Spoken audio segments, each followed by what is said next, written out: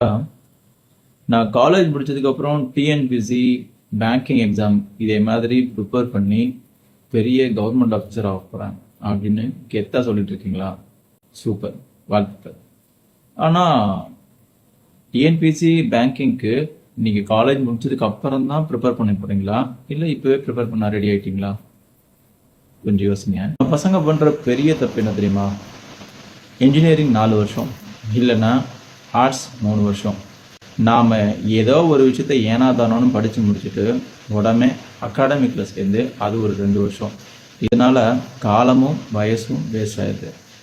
நாம் அரசு தேர்வுக்கு ரெடி ஆகணும்னா அங்கே இருக்கிற ஒரே ஒரு தகுதி ஒரு டிகிரி மட்டும்தான். அதனால் நீங்கள் என்ன கோர்ஸ் வேணாலும் எடுங்க.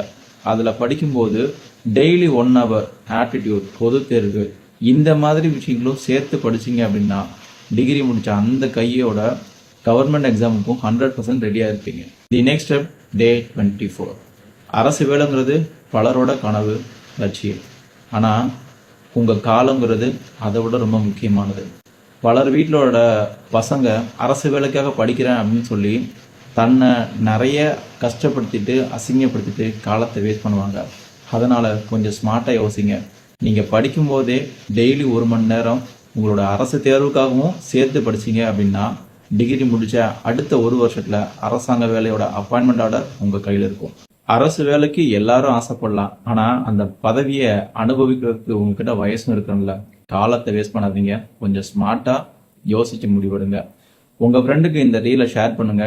நீங்க எப்படி வேலை பார்க்க போறீங்க அப்படின்னு கமெண்ட் பண்ணுங்க. இந்த மாதிரி வீடியோ வேணும்னா என்னை ஃபாலோ பண்ணிக்கோங்க. நாளைக்கு வேற ஒரு வீடியோட நான் மீட் பண்றேன். நான் உங்க Arulram, M consulting life skill coach and trainer. Take care.